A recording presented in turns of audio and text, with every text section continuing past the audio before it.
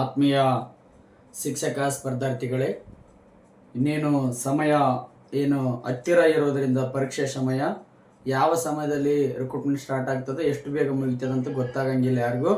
ಹಾಗಾಗಿ 2022ರ GPS ಪ್ರಶ್ನೆ exam ಏನಾಗ್ಬಿಟ್ಟಿತ್ತು, ಮಾರ್ಚಲ್ಲಿ recruitment start ಆಗಿ ಮೇ 21-22ಕ್ಕೆ ಎಕ್ಸಾಮ್ ನಡೆದ್ಬಿಟ್ಟು ಕೇವಲ 41 ದಿನಗಳ ಕಾಲ ಏನಾಗಿತ್ತು ಪರೀಕ್ಷೆಗೆ ನಿಮಗೆ ಸಮಯ ಸಿಕ್ಕಿತ್ತು. ಹಾಗಾಗಿ ಯಾವ ಯಾವ ಕಾನ್ಸೆಪ್ಟ್ಗಳು ಇಂಪಾರ್ಟೆಂಟ್ ಆಗಿರ್ತಾವೆ, ಯಾವ ಟೈಪ್ ಪ್ರಶ್ನೆಗಳನ್ನು ಬರ್ತಾ ಇದಾವೆ, ಅದ್ರ ಮೇಲೆ ಏನು ಮಾಡ್ತಾ ಹೋಗ್ತೀನಿ, ಪ್ರಶ್ನೆ ಪತ್ರಿಕೆಯನ್ನು ವಿಶ್ಲೇಷಣೆ ಮಾಡ್ತಾ ಹೋಗ್ತಾ ಇದ್ದೀನಿ.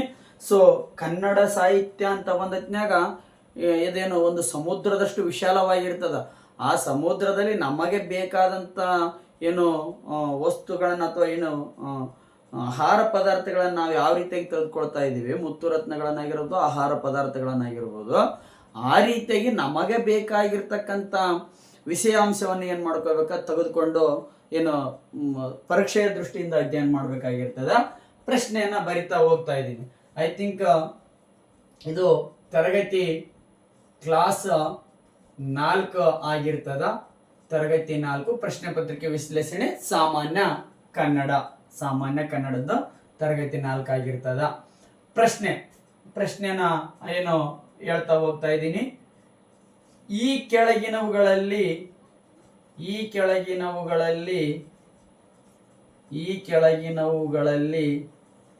ಯಾವುದಕ್ಕೆ ಸ್ವತಂತ್ರ ಅರ್ಥ ಇರುವುದಿಲ್ಲ, ಯಾವುದಕ್ಕೆ ಸ್ವತಂತ್ರ ಅರ್ಥ ಇರುವುದಿಲ್ಲ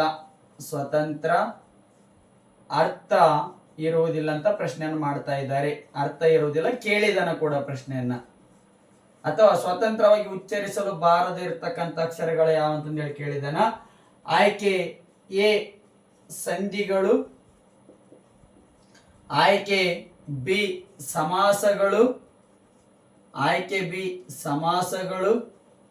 ನಾನು ಅಲ್ಲಿ ಟೈಟಲ್ ಬರಿತಾ ಇಲ್ಲ, ಯಾಕಂದ್ರೆ ಪ್ರಶ್ನೆ ಪತ್ರಿಕೆಯೊಂದಿಗೆ ವಿಚಾರ ಮಾಡಿಕೊಂಡು ಈ ವಿಷಯದಲ್ಲಿ ಈ ಪ್ರಶ್ನೆ ಪತ್ರಿಕೆ ಬಂದದಂತೇಳಿ ಅಲ್ಲಿ ಕನೆಕ್ಟ್ ಮಾಡ್ತಾ ಇದ್ದೀನಿ. ಆಯ್ಕೆ ಸಿ ವಿಭಕ್ತಿ ಪ್ರತ್ಯಯಗಳು,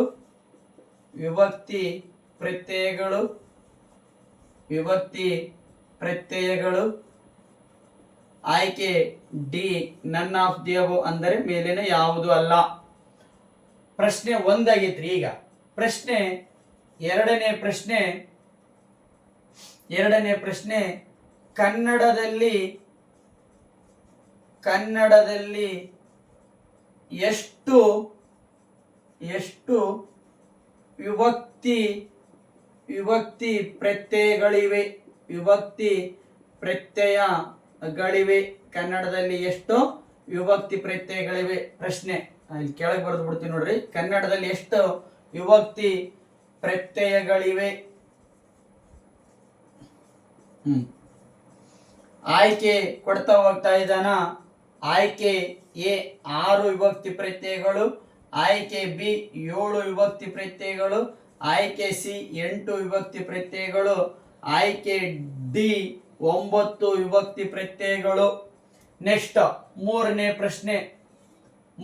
ಪ್ರಶ್ನೆ ಕಾರಕಾರ್ಥಗಳು ಎಷ್ಟು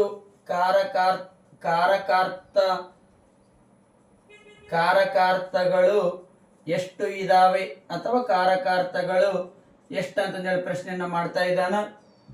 ಆಯ್ಕೆಯನ್ನ ಕೊಡ್ತಾ ಹೋಗ್ತಾ ಇದ್ದಾನ. ಕಾರಕಾರ್ಥಗಳು 7, ಆಯ್ಕೆ ಬಿ 6, ಆಯ್ಕೆ ಸಿ 8, ಆಯ್ಕೆ ಡಿ 5 ಕಾರಕಾರ್ಥಗಳಂತ ಹೇಳ್ತಾ ಹೋಗ್ತಾ ಇದ್ದಾನ. ಪ್ರಶ್ನೆ 3 ಆಗಿದಾವ.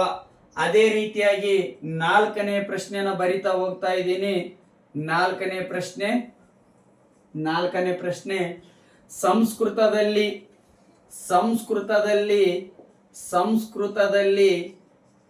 ಎಷ್ಟು ವಿಭಕ್ತಿ ಪ್ರತ್ಯಯಗಳಿದ್ದಾವೆ, ಸಂಸ್ಕೃತದಲ್ಲಿ ಎಷ್ಟು ವಿಭಕ್ತಿ ಪ್ರತ್ಯಯಗಳು ಇವೆ. ಪ್ರಶ್ನೆ ಆಯ್ಕೆಯನ್ನ ಕೊಡ್ತಾ ಹೋಗ್ತಾ ಇದ್ದಾನೆ.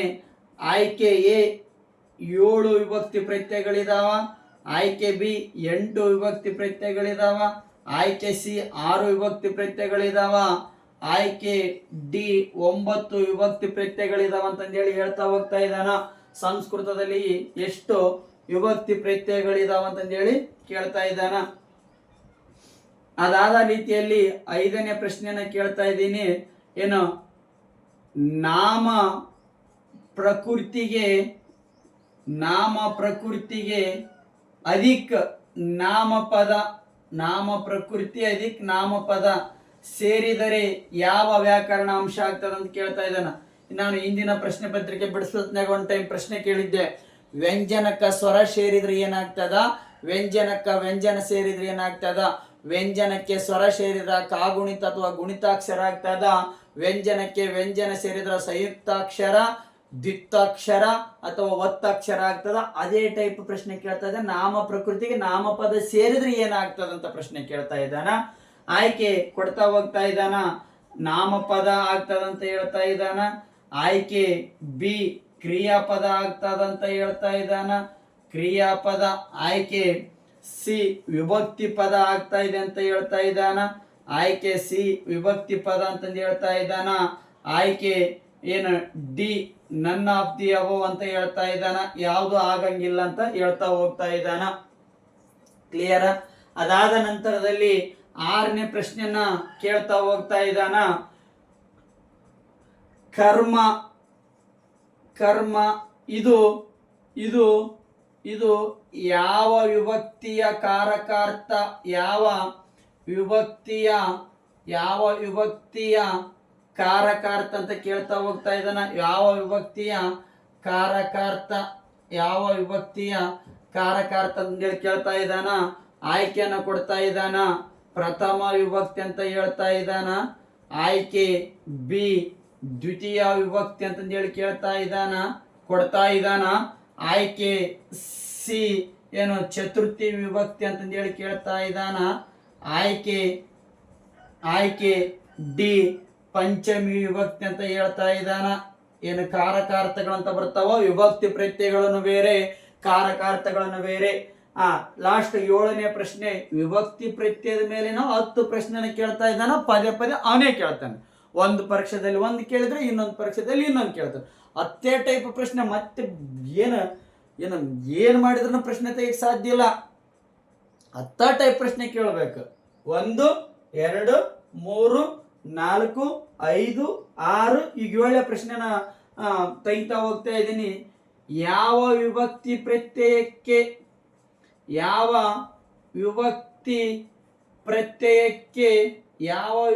ಪ್ರತ್ಯಯಕ್ಕೆ ಏನು ಕಾರಕಾರ್ಥ ಇಲ್ಲ ಅಂತ ಪ್ರಶ್ನೆ ಕೇಳ್ತಾ ಇದ್ದಾನ. ಯಾವ ವಿಭಕ್ತಿ ಪ್ರತ್ಯಯಕ್ಕೆ ಕಾರಕಾರ್ಥ ಇಲ್ಲ ಅಂತ ಪ್ರಶ್ನೆ ಕೇಳ್ತಾ ಹೋಗ್ತಾ ಇದ್ದಾನ. ಆಯ್ಕೆ ಕೊಡ್ತಾ ಇದ್ದಾನ. ಪಂಚಮಿ ವಿಭಕ್ತಿ. ಆಯ್ಕೆ ಬಿ ಏನು ಷಷ್ಠಿ ವಿಭಕ್ತಿ. ಆಯ್ಕೆ ಬಿ ಷಷ್ಠಿ ವಿಭಕ್ತಿ. ಆಯ್ಕೆ ಸಿ ಚತುರ್ಥಿ ವಿಭಕ್ತಿ. ಆಯ್ಕೆ ಸಿ ಚತುರ್ಥಿ ವಿಭಕ್ತಿ. ಆಯ್ಕೆ ಡಿ ಸಂಬೋಧನಾ ವಿಭಕ್ತಿ. 7 ಟೈಪ್ ಪ್ರಶ್ನೆಗಳ ಇಲ್ಲಿ ರೈಸ್ ಮಾಡಿದ್ದೀನಿ. ಇನ್ನು 3 ಟೈಪ್ ಪ್ರಶ್ನೆಗಳನ್ನ ರೈಸ್ ಮಾಡಬಹುದು. 1 2 3 4 5 6 7 ಟೈಪ್ ಪ್ರಶ್ನೆಗಳನ್ನ ಕೇಳಿದ್ದೀನಿ. ಇದು ಯಾವ ಕಾನ್ಸೆಪ್ಟ್ ಅಂತ ಗೊತ್ತಾಯ್ತು ನಿಮಗೆ. ಈಗ ಕ್ಲಿಯರಾ? ಇದು ಕಾನ್ಸೆಪ್ಟ್ ಯಾವ್ದಂತಂದೇಳಿ ನಿಮ್ಗೆ ಗೊತ್ತಾಯ್ತು. ಈಗ ಆನ್ಸರ್ ಅನ್ನ ಬರಿತಾ ಹೋಗ್ತಾ ಇದ್ದೀನಿ. ಯಾವ ಕಾನ್ಸೆಪ್ಟ್ ಅಂತ ಗೊತ್ತಾಯ್ತು. ವಿಭಕ್ತಿ ಪ್ರತ್ಯಯಗಳ ಮೇಲೆ ಕಂಪಲ್ಸರಿಯಾಗಿ ಒಂದು ಪ್ರಶ್ನೆನ ಕೇಳ್ತಾ ಇದ್ದಾನ. ಆ ಒಂದು ಪ್ರಶ್ನೆ ಏನಾಗಿರ್ತದ, 10 ಟೈಪ್ ಪ್ರಶ್ನೆಯಲ್ಲಿ ಒಂದಾಗಿರ್ತದ. ಈ ಕೆಳಗಿನವುಗಳಲ್ಲಿ ಯಾವುದಕ್ಕೆ ಸ್ವತಂತ್ರ ಅರ್ಥ ಇರುವುದಿಲ್ಲ ಅಂತಂದೇಳಿ ಪ್ರಶ್ನೆನ ಕೇಳ್ತಾ ಇದ್ದಾನ. ನಿಮಗೆ ಗೊತ್ತಾಗ್ತದ. ವಿಭಕ್ತಿ ಪ್ರತ್ಯಯಗಳಿಗೆ ಏನಾಗಿರಂಗಿಲ್ರಿ, ಸ್ವತಂತ್ರವಾದ ಅರ್ಥ ಇರಂಗಿಲ್ಲ. ಅದಾದ ರೀತಿಯಲ್ಲಿ ಕನ್ನಡದಲ್ಲಿ ಎಷ್ಟು ವಿಭಕ್ತಿ ಪ್ರತ್ಯಯಗಳಿವೆ ಅಂತಂದೇಳಿ ಕೇಳ್ತಾ ಇದ್ದಾನೆ. ಇದನ್ನ ಇಂಪಾರ್ಟೆಂಟ್ ಪ್ರಶ್ನೆ ಕೇಳಿದನ್ನು ನೋಡ್ರಿ, ಆನ್ಸರ್ ಹೇಳೋದು ನೋಡೋಣ. ಈ ಕೆಳಗಿನವುಗಳಲ್ಲಿ ಯಾವುದಕ್ಕ ಸ್ವತಂತ್ರ ಅರ್ಥ ಇರುವುದಿಲ್ಲ ಅಂತ ಕೇಳ್ತಾ ಇದ್ದಾನ. ವಿಭಕ್ತಿ ಪ್ರತ್ಯಯಗಳಿಗೆ ಏನಾಗಿರಂಗಿಲ್ರಿ, ಸ್ವತಂತ್ರಾರ್ಥ ಇರಂಗಿಲ್ಲ. ಅವು ಬೇರೆ ಒಂದು ವಿಷಯದ ಮೇಲೆ ತಮ್ಮ ಅರ್ಥವನ್ನು ಹೇಳ್ತಾ ಇರ್ತಾವ. ಸೊ ಹಾಗಾಗಿ ಇಲ್ಲಿ ಪ್ರಶ್ನೆ ಬಂದಿದೆ, ನಾಮ ಪ್ರಕೃತಿಗೆ ನಾಮಪದ ಸೇರ್ಕೊಂಡ್ರೆ ವ್ಯಾಕರಣದ ಯಾವ ಭಾಗ ಆಗ್ತದಂತ ಕೇಳ್ತಾ ಇದ್ದಾನ. ಸೊ ಇಲ್ಲಿ ಕನ್ನಡದಲ್ಲಿ ಎಷ್ಟು ವಿಭಕ್ತಿ ಪ್ರತ್ಯಯಗಳಿವೆ ತುಂಬಾ ಸಾರಿ ಪ್ರಶ್ನೆನ ಮಾಡಿದಾನ. 6 ಇದಾವ, 7 ಇದಾವ, 8 ಇದಾವ, 9 ಇದಾವ. ನೀವು ಸುಮ್ಮನೆ ಗಟ್ಟಿ ಮಾಡ್ಕೊಂಡ್ಬಿಡುತ್ತೆ. ಪ್ರಥಮವು, ದ್ವಿತೀಯನ, ತೃತೀಯಿಂದ, ಚತುರ್ಥಿಗೆ, ಏಕೆ, ಪಂಚಮಿ ದಿಶೆಯಿಂದ, ಷಷ್ಠಿಯ, ಸಪ್ತಮಿಯಲ್ಲಿ ಸಂಬೋಧನಾ ಏರ ಎಷ್ಟದ ನೋಡ್ರಿ. ಪ್ರಥಮ, ದ್ವಿತೀಯ, ತೃತೀಯ, ಚತುರ್ಥಿ, ಪಂಚಮಿ, ಷಷ್ಠಿ, ಸಪ್ತಮಿ, ಸಂಬೋಧನ.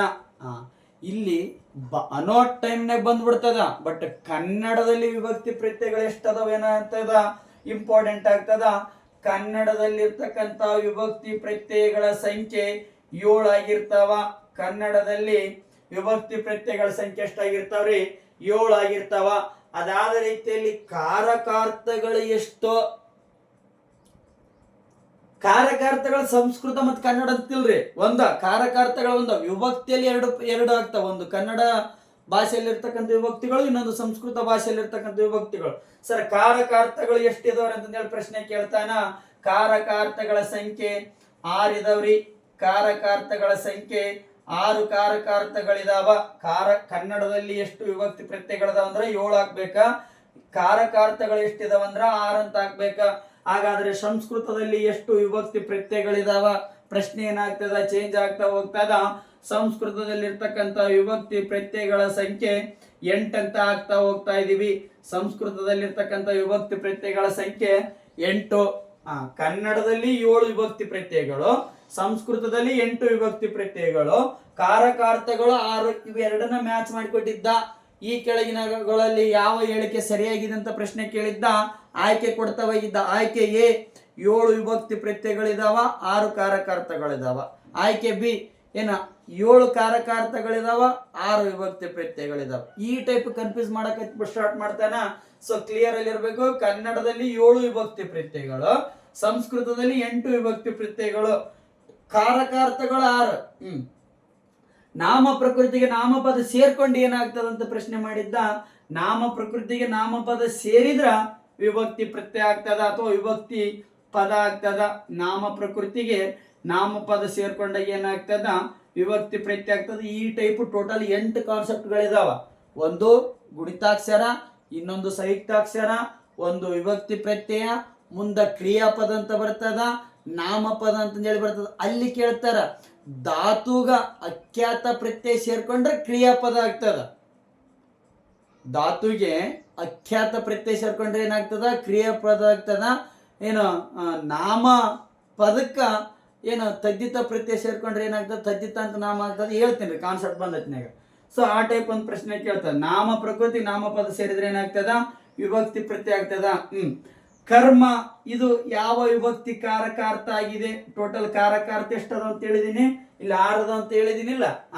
6ರಲ್ಲಿ 1 ಹೇಳ್ತೀನಿ ಯಾವ್ದಂತ ಹೇಳಿ. ಕರ್ಮ ಇದು ಯಾವ ವಿಭಕ್ತಿ ಕಾರಕಾರ್ಥ ಆಗಿರ್ತದ ಅಂತ ಕೇಳ್ತಾನ. ದ್ವಿತೀಯ ವಿಭಕ್ತಿಯ ಕಾರಕಾರ್ಥ ಆಗಿರ್ತದ. ಕರ್ಮ ಎಂಬುದು ದ್ವಿತೀಯ ವಿಭಕ್ತಿಯ ಕಾರಕಾರ್ಥ ಆಗಿರ್ತದ. ಯಾವ ವಿಭಕ್ತಿ ಪ್ರತ್ಯಯಕ್ಕೆ ಕಾರಕಾರ್ಥ ಇಲ್ಲ? ಇಲ್ಲಿ ನೋಡ್ರಿ 7 ವಿಭಕ್ತಿ ಪ್ರತ್ಯಯಗಳದಾವ, ಆದ್ರೆ 6 ಕಾರಕಾರ್ಥ ಅದ. ಒಂದು ಮೈನಸ್ ಹತ್ತಿಲ್ಲ. ಇಲ್ಲಿ 7 ವಿಭಕ್ತಿ ಪ್ರತ್ಯಯಗಳಿಗೆ 6 ಕಾರಕಾರ್ಥ ಅದ್ರ ಒಂದು ಮೈನಸ್ ಹತ್ತಿಲ್ಲ. ಅದ ಯಾವ ವಿಭಕ್ತಿ ಪ್ರತ್ಯಯಕ್ಕೆ ಕಾರಕಾರ್ಥ ಇಲ್ಲ? ಪ್ರಶ್ನೆ ಯಾವ ವಿಭಕ್ತಿ ಪ್ರತ್ಯಯಕ್ಕೆ ಕಾರಕಾರ್ಥ ಇಲ್ಲ ಅಂತ ಹೇಳಿ ಕೇಳ್ತಾ ಇದ್ದಾನ. ಷಷ್ಠಿ ವಿಭಕ್ತಿ ಪ್ರತ್ಯಯಕ್ಕೆ ಏನಾಗ್ತದ, ಷಷ್ಠಿ ವಿಭಕ್ತಿ ಪ್ರತ್ಯಯಕ್ಕೆ ಏನಾಗಿರ್ತದ, ಕಾರಕಾರ್ಥ ಇಲ್ಲ ಅಂತಂದೇಳಿ ನಾವು ನೋಡ್ತಾ ಇದೀವಿ. ಇಷ್ಟು ಏನಾಗಿರ್ತಾವ ಡಿಫ್ರೆಂಟ್ ಟೈಪ್ ಆಫ್ ಪ್ರಶ್ನೆಗಳು ವಿಭಕ್ತಿ ಪ್ರತ್ಯಯಗಳ ಮೇಲೆ ಬರ್ತಾ ಹೋಗ್ತಾ ಇದಾವ. ಇಷ್ಟೇ ಟೈಪ್ ಪ್ರಶ್ನೆಗಳನ್ನು ಕೇಳಬೇಕು, ಮತ್ತೆ ಬೇರೆ ಟೈಪ್ ಪ್ರಶ್ನೆಗಳನ್ನು ಕೇಳಕ್ಕೆ ಅವನಿಗೆ ಅವಕಾಶ ಇರಂಗಿಲ್ಲ. ಸೊ ಹಾಗಾಗಿ ಇದರ ಮೇಲೆ ನೀವೇನಾಗಿರ್ಬೇಕು, ನಿಖರವಾದ ವಿಷಯವನ್ನ ತಿಳಿದುಕೊಂಡಿರ್ಬೇಕಂತಂದು ಹೇಳಿ ಈ ಸಂದರ್ಭದಲ್ಲಿ ಹೇಳುತ್ತಾ,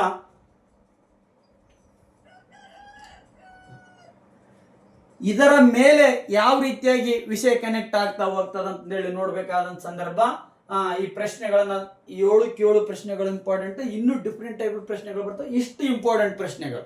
ಈ 7 ಪ್ರಶ್ನೆಗಳು ಏನಾಗಿರ್ಬೇಕು, ಪ್ರಶ್ನೆಯೊಂದಿಗೆ ನೀವು ಉತ್ತರವನ್ನು ಹಾಕೊಂಡಿರ್ಬೇಕಾ.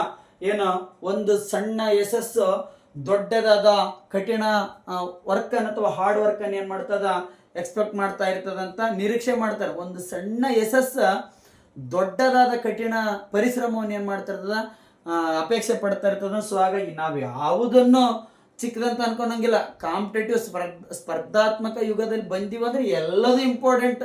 ಒಂದು ಸಣ್ಣ ಪದನ ಏನಾಗ್ತದೆ ಇಂಪಾರ್ಟೆಂಟ್ ಆಗ್ತದ. ಸೊ ಹಾಗಾಗಿ ಇದನ್ನೆಲ್ಲ ಪ್ರಶ್ನೆಗಳನ್ನು ಬರ್ಕೊಂಡಿದ್ದೀರಿ ಅಂತ ಎಂಬ ನುಡಿ ನಮನದೊಂದಿಗೆ ಇದನ್ನ ಯಾವ ರೀತಿಯಾಗಿ ವಿಷಯಕ್ಕೆ ಕನೆಕ್ಟ್ ಮಾಡ್ತೀನಿ ಅಂತಂದೇಳಿ ನೋಡ್ತಾ ಹೋಗ್ತೀರಿ.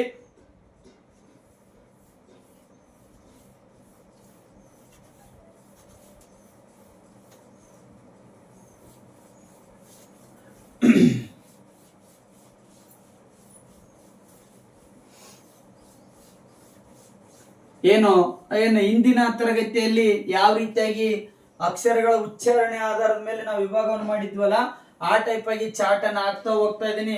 ಅದನ್ನ ನೀಟಾಗಿ ಏನ್ ಮಾಡ್ಕೊಳ್ಬೇಕಾಗ್ತದ ಬರ್ಕೊಳ್ಬೇಕಾಗ್ತದ. ಕ್ಲಿಯರಾ? ಟೋಟಲ್ ಏನ್ ಮಾಡ್ಬೇಕ ನೀಟಾಗಿ ಅವುಗಳ ಚಾರ್ಟ್ ಅನ್ನ ಬರ್ಕೊಳ್ಬೇಕಾಗ್ತದ. ಏನು ಒಂದು ಟೋಟಲ್ 1ನೇ ಪಾಯಿಂಟ್ ಏನಾಗಿರ್ತದ ವಿಭಕ್ತಿಗಳು. ಫಸ್ಟ್ ಏನಾಗಿರ್ತದ ವಿಭಕ್ತಿಗಳು. ಕ್ಲಿಯರಾ? ಒಂದು ವಿಭಕ್ತಿಗಳು. ನೆಕ್ಸ್ಟ್ ಏನಾಗಿರ್ತದ ಪ್ರತ್ಯಯಗಳು. ಒಂದು ವಿಭಕ್ತಿಗಳು. ಇನ್ನೊಂದು ಏನಾಗಿರ್ತದ ಪ್ರತ್ಯಯಗಳು. ಪ್ರತ್ಯಯಗಳು ಪ್ರತ್ಯಯಗಳು ಪ್ರತ್ಯಯಗಳ ಅದರಲ್ಲಿ ಒಂದು ಕನ್ನಡದ ಪ್ರತ್ಯಯ. ಕನ್ನಡದ ಪ್ರತ್ಯಯ. ಇನ್ನೊಂದು ಸಂಸ್ಕೃತದ ಪ್ರತ್ಯಯ. ಸಂಸ್ಕೃತದ ಪ್ರತ್ಯಯ. ಒಂದು ಕನ್ನಡದ ಪ್ರತ್ಯಯ, ಇನ್ನೊಂದು ಸಂಸ್ಕೃತದ ಪ್ರತ್ಯಯ. ಅದಾದ ನಂತರದಲ್ಲಿ ಕೊನೆಗೆ ಏನಾಗಿರ್ತದ ಕಾರಕಾರ್ಥಗಳು. ಕಾರಕಾರ್ಥಗಳು ಏನಾಗಿರ್ತಾವ ಕಾರಕಾರ್ಥಗಳು ಇಂಪಾರ್ಟೆಂಟ್ ಆಗಿರ್ತಾವ.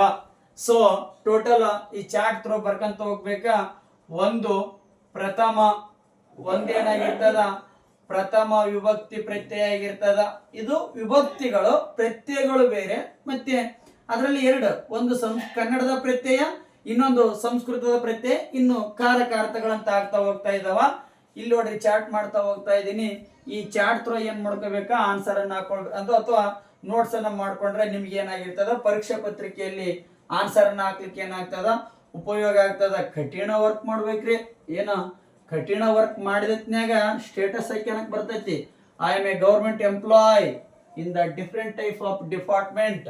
ನಾನು ಒಂದು ಸರ್ಕಾರಿ ನೌಕರಸ್ಥ, ನನಗೊಂದು ಚೇರನ್ನ ಸಿಕ್ಕಿದೆ, ನನಗೊಂದು ಚೇರನ್ನ ಕೊಟ್ಟಿದ್ದಾರೆ ಅಂತಂದೇಳಿ ನಾವು ಏನ್ ಮಾಡ್ಬೇಕಾಗ್ತದ ಸ್ಟೇಟಸ್ ಅನ್ನ ಹಾಕೊಳಕ್ ಸಾಧ್ಯ ಆಗ್ತದ. ಒಂದು ಪ್ರಥಮ, ಎರಡನೇದ್ದು ದ್ವಿತೀಯ.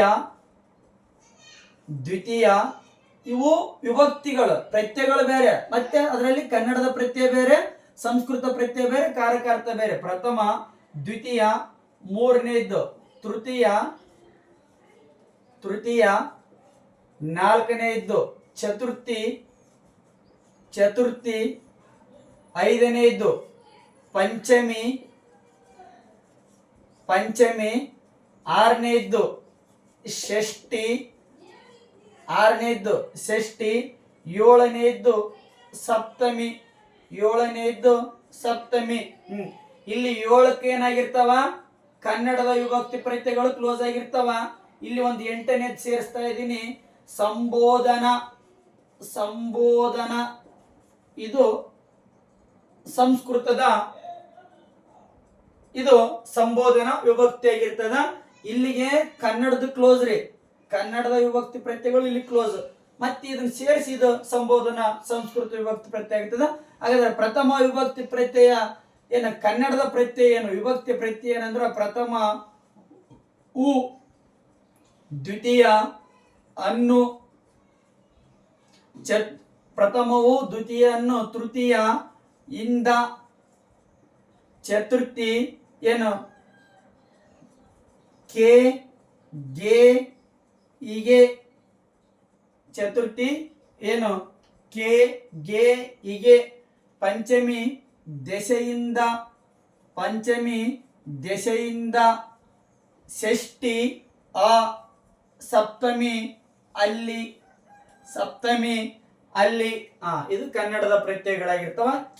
ಇಲ್ಲಿ ಸಂಬೋಧನಕ್ಕ ಏನು ಕನ್ನಡದಲ್ಲಿ ಪ್ರತ್ಯಯಗಳಿಲ್ಲ. ಸಂಬೋಧನಕ್ಕೆ ಏನಾಗಿರಲ್ಲ, ಕನ್ನಡದಲ್ಲಿ ಪ್ರತ್ಯಯಗಳಿಲ್ಲ. ಯಾಕ್ರಿ ಸರ್ ಅಂತಂದ್ರ ಸಂಬೋಧನಾ ಕಾರ್ಯವನ್ನ ಪ್ರಥಮ ಮಾಡಿ ಮುಗಿಸಿಬಿಡ್ತದ. ಸೊ ಹಾಗಾಗಿ ಕನ್ನಡದಲ್ಲಿ ಸಂಬೋಧನಕ್ಕ ಕನ್ನಡದಲ್ಲಿ ಪ್ರತ್ಯಯಗಳಿಲ್ಲ. ಕ್ಲಿಯರಾ?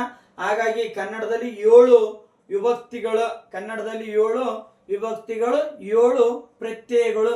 ಆದ್ರೆ ಕಾರಕಾರ್ಥಗಳು 6. ವಿಭಕ್ತಿಗಳು 7, ಪ್ರತ್ಯಯಗಳು 7, ಕಾರಕಾರ್ಥಗಳು 6. ಇಲ್ಲಿ ಸಂಸ್ಕೃತದಲ್ಲಿ ವಿಭಕ್ತಿಗಳು 8. ಇಲ್ಲಿ ಸಂಸ್ಕೃತದ ಪ್ರತ್ಯಯಗಳನ್ನ ನೋಡ್ತಾ ಹೋಗ್ತಾ ಇದ್ದಾನ. ಪ್ರಥಮ ಮ, ದ್ವಿತೀಯ ಅಮ್, ಪ್ರಥಮ ಮ, ದ್ವಿತೀಯ ಅಮ್, ಪ್ರಥಮ ಮ, ದ್ವಿತೀಯ ಅಮ್, ಏನು ತೃತೀಯ ಇಮ್, ಇಂದರ್, ಚತುರ್ಥಿ ಗೆ, ಕೆ, ಪಂಚಮಿ ಅತ್ತಣಿಂ, ಅತ್ತಣಿಂದರ್, ಷಷ್ಠಿ ಪ್ರಥಮ ದ್ವಿತೀಯಂ ತೃತೀಯ ಇಂದರ್, ಚತುರ್ಥಿ ಗೆ, ಪಂಚಮಿ ಅತ್ತಣಿಂದರ್, ಷಷ್ಠಿಯ ಶೇಮ ಆಗ್ತದ. ಸಪ್ತಮಿ ಓಳ್, ಇಂಪಾರ್ಟೆಂಟ್, ಸಪ್ತಮಿ ಓಳ್, ಸಂಬೋಧನಾ ಆ ಎ ಇರ, ಸಂಬೋಧನಾ ಆ ಎ ಇರ. ಈ ರೀತಿಯಾಗಿ ಏನಾಗಿರ್ತವೆ, ಸಂಸ್ಕೃತದ ಪ್ರತ್ಯಯಗಳು 8, ಸಂಸ್ಕೃತದ ವಿಭಕ್ತಿಗಳು 8, ಕನ್ನಡದ ವಿಭಕ್ತಿಗಳು 7, ಕನ್ನಡದ ಪ್ರತ್ಯಯಗಳು 7. ಆದರೆ ಸಂಸ್ಕೃತ ವಿಭಕ್ತಿ ಪ್ರತ್ಯಯಗೂ ಮತ್ತು ಕನ್ನಡ ವಿಭಕ್ತಿ ಪ್ರತ್ಯಯ ಸೇರಿಸಿ ಕಾರಕಾರ್ಥಗಳು ಬರ್ತಾ ಹೋಗ್ತಾವ. ಕಾರಕಾರ್ಥಗಳು ಎಷ್ಟಾಗಿರ್ತಾವ? 6 ಇದಾವ ಅಂತಂದು ಹೇಳಿದೀನಿ. ಕಾರಕಾರ್ಥಗಳು 6. ಏನು? ಕನ್ನಡದಲ್ಲಿ ವಿಭಕ್ತಿ ಪ್ರತ್ಯಯಗಳು 7, ಸಂಸ್ಕೃತದಲ್ಲಿ ವಿಭಕ್ತಿ ಪ್ರತ್ಯಯಗಳು 8. ಕ್ಲಿಯರಾ? ಕಾರಕಾರ್ಥಗಳು ಏನು? ಕರ್ತೃ, ಕರ್ಮ, ಕರಣ, ಕರ್ತೃ, ಕರ್ಮ, ಕರಣ. ಏನು? ಸಂಪ್ರದಾನ ಅಥವಾ ಸಾಧನ, ಸಂಪ್ರದಾನ ಅಥವಾ ಸಾಧನ. ಕರ್ತೃ, ಕರ್ಮ, ಕರಣ, ಸಂಪ್ರದಾನ. ಇಲ್ಲಿ ಪಂಚಮಿ ಅಪದಾನ ಅಥವಾ ಅಗಲುವಿಕೆ. ಏನು? ಅಪದಾನ ಅಥವಾ ಏನು? ಅಗಲುವಿಕೆ,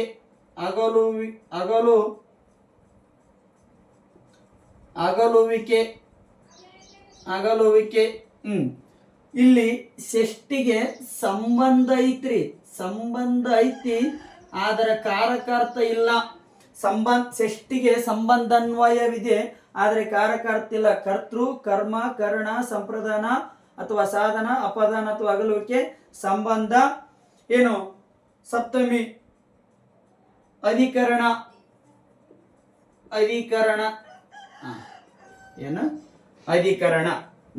ಇಲ್ಲಿ ಸಂಬೋಧನಕ್ಕೆ ಏನೆಲ್ಲ ಕಾರಕಾರ್ಥ ಇರಂಗಿಲ್ಲ. ಸೊ 6 ಕಾರಕಾರ್ಥಗಳು. ಸರ್ ಮತ್ತೆ 7 ಆದವಲ್ರಿ, ಇದು 1 2 3 4 5 6 7 ಆದವಲ್ರಿ ಅಂತಂದು ಹೇಳಿ ಬರ್ತದ. ಇದು ಸಂಬಂಧ ಎನ್ನುವುದು ಏನಾಗಿರಂಗಿಲ್ಲ, ಕಾರಕಾರ್ಥ ಅಲ್ಲ. ಇದು ಕಾರಕಾರ್ಥ ಅಲ್ಲ, ಇದು ಸಂಬಂಧ ಅನ್ವಯ ಐತಷ್ಟ, ಬಟ್ ಕಾರಕಾರ್ಥ ಇಲ್ಲ. ಸೊ ಹಾಗಾಗಿ ಪ್ರಶ್ನೆನಲ್ಲಿ ಕೇಳಿದ್ದ, ಈ ಕೆಳಗಿನ ಯಾವ ವಿಭಕ್ತಿ ಪ್ರತ್ಯಯಕ್ಕೆ ಕಾರಕಾರ್ಥ ಇಲ್ಲ ಅಂತಂದು ಹೇಳಿ ಕೇಳಿದ್ದ. ಷಷ್ಠಿ ವಿಭಕ್ತಿ ಪ್ರತ್ಯಯಕ್ಕೆ ಕಾರಕಾರ್ಥ ಇಲ್ಲ. ಸೊ ಟೋಟಲ್ 6 ಕಾರಕಾರ್ಥಗಳು, 7 ವಿಭಕ್ತಿ ಪ್ರತ್ಯಯಗಳು ಕನ್ನಡದಲ್ಲಿ, 8 ವಿಭಕ್ತಿ ಪ್ರತ್ಯಯಗಳು ಸಂಸ್ಕೃತದಲ್ಲಿ. ಕ್ಲಿಯರ? ಕನ್ನಡದ ಪ್ರತ್ಯಯಗಳು 7, ಸಂಸ್ಕೃತದ ಪ್ರತ್ಯಯಗಳು 8. ವಿಭಕ್ತಿಗಳು ಬೇರೆ, ಪ್ರತ್ಯಯಗಳು ಬೇರೆ, ಕಾರಕಾರ್ಥಗಳು ಬೇರೆ. ಪ್ರಶ್ನೆನ ಕೇಳ್ತಾ ಇದ್ದಾನ, ಕನ್ನಡದಲ್ಲಿ ಎಷ್ಟು ವಿಭಕ್ತಿಗಳು ಅಥವಾ ವಿಭಕ್ತಿ ಪ್ರತ್ಯಯಗಳು? 7 ಇರ್ತಾವ. ಸಂಸ್ಕೃತದಲ್ಲಿ ಎಷ್ಟು ವಿಭಕ್ತಿ ಪ್ರತ್ಯಯಗಳು? 8 ಇರ್ತಾವ. ಕಾರಕಾರ್ಥಗಳು ಎಷ್ಟು? 6 ಇರ್ತಾವ. ಎಷ್ಟು ಕ್ಲಿಯರ್ ಅಲ್ಲಿ ಇರ್ಬೇಕು. ಸರಿ, ಇಲ್ಲಿ ಸಂಬೋಧನೆ ಯಾಕೆ ಕನ್ನಡದಲ್ಲಿ ಸೇರಿಸ್ಕೊಂಡಿಲ್ಲ ಅಂದ್ರೆ, ಸಂಬೋಧನಾ ಕಾರ್ಯವನ್ನ ಪ್ರಥಮ ಏನ್ ಮಾಡಿಬಿಡ್ತದ, ಮಾಡಿ ಮುಗಿಸ್ತದ. ಅದಾದ ನಂತರದಲ್ಲಿ ಇಲ್ಲಿ ಒಂದು ಪಂಚಮಿ ವಿಭಕ್ತಿ ಪ್ರತ್ಯಯ ಅಂತ ಹೇಳಿ ಬರ್ತದ ಮತ್ತು ತೃತೀಯ ವಿಭಕ್ತಿ ಪ್ರತ್ಯಯ ಅಂತ ಹೇಳಿ ಬರ್ತದ. ಪಂಚಮಿ ದೆಸೆಯಿಂದ ತೃತೀಯ ಇಂದ ಕೆಲವೊಂದಿಷ್ಟು ಭಾಷಾ ತಜ್ಞರು ಏನ್ ಮಾಡ್ತಾರ, ತೃತೀಯ ಮತ್ತು ಪಂಚಮಿ 2 ವಿಭಕ್ತಿಗಳು ಸೇಮ್ ಅಂತ ಹೇಳಿ ಕರಿತಾ ಇದಾರ. ಆದ್ರೆ ಇಲ್ಲಿ ಕಾರಕಾರ್ಥ ನೋಡ್ಬೇಕಂತ ಸಂದರ್ಭದಲ್ಲಿ ತೃತೀಯ ಇಂದ ಕರಣ. ಇಲ್ಲಿ ಕರ್ತೃ ಕರ್ಮ ಕರಣ ಸಂಪ್ರದಾನ ಅಥವಾ ಸಾಧನ ಅಪದಾನ ಅಥವಾ ಏನು ಅಗಲುವಿಕೆ ಅಂತಂದೇಳಿ ನಾವೇನ್ ಮಾಡ್ತಾ ಇದೀವಿ, ಏನು ಡಿವೈಡೇಷನ್ ಅನ್ನ ಮಾಡ್ತಾ ಇದೀವಿ. ಇಷ್ಟೇನಾಗಿರ್ತಾವ ವಿಭಕ್ತಿಗಳು, ವಿಭಕ್ತಿ ಪ್ರತ್ಯಯಗಳು, ಅದರಲ್ಲಿ ಕನ್ನಡದ ಪ್ರತ್ಯಯಗಳು, ಸಂಸ್ಕೃತದ ಪ್ರತ್ಯಯಗಳು, ಕಾರಕಾರ್ಥಗಳು ಅಂತಂದೇಳಿ ನಾವು ನೋಡ್ಕೊಂಡಿದೀವಿ. ಸೊ ಇಷ್ಟು ವಿಷಯದ ನಿಖರತೆಯನ್ನು ಹೊಂದಿದಾಗ ಮಾತ್ರ ಏನಾಗ್ತದ, ಏನು ಒಂದು ಅಂಕ ಬರ್ಲಿಕ್ಕೆ ಸಾಧ್ಯ ಆಗ್ತದ. ನಾನು ಕಂಪಲ್ಸರಿಯಾಗಿ ಹೇಳ್ತಾ ಇದ್ದೀನಿ, ಏನು PST, GPT ಹಾಗೂ HST ಹಾಗೂ KPSC ಗ್ರೂಪ್ ಕಂಪಲ್ಸರಿ ಏನ್ ಮಾಡ್ತದ, ಒಂದು ಪ್ರಶ್ನೆ ಖಂಡಿತವಾಗಿ ಬರ್ತದ. ಸೊ ಯಾವ ಟೈಪ್ ಪ್ರಶ್ನೆ ಬರ್ತದಂದ್ರೂ ನಾವೇನಾಗಿರ್ಬೇಕ, ರೆಡಿ ಆಗಿರ್ಬೇಕು. ಅಂತ ವಿಷಯದ ಸಂಗ್ರಹಕಾರರು ನೀವಾಗ್ರಿ ಅಂತಂದೇಳಿ ಸಂದರ್ಭದಲ್ಲಿ ಈ ಸಂದರ್ಭದಲ್ಲಿ ಮಾತನ್ನ ಹೇಳುತ್ತಾ, ಏನು ಪ್ರಪಂಚ ಯಾರಿಗಾದ್ರೂ ಮರ್ಯಾದೆ ಅಥವಾ ಬೆಲೆ ಕೊಡ್ತಾ ಇದೆ ಅಂದ್ರ ಅದು ನಮ್ಮಲ್ಲಿರ್ತಕ್ಕಂಥ ನಾಲೆಜ್ಗೆ, ಜ್ಞಾನಕ್ಕೆ ಮಾತ್ರ ಏನಾಗಿದೆ ಈಗಿನ ಕಾಲದಲ್ಲಿ ಬೆಲೆ ಇದೆ. ಯಾರೊಬ್ರು ಹೇಳ್ತಾ ಇದ್ರು ಹಿಂದಿನ ಕಾಲದಲ್ಲಿ ಖಡ್ಗಗಳು ಪ್ರಪಂಚವನ್ನು ಆಳ್ತಾವ ಅಂತಂದೇಳಿ, ಆದರೆ ಪ್ರಸ್ತುತ ದಿನಮಾನದಲ್ಲಿ ನಾಲೆಜ್ ಏನ್ ಮಾಡ್ತಾ ಇದೆ, ಇಡೀ ಪ್ರಪಂಚವನ್ನು ಆಳ್ತಾ ಇದೆ.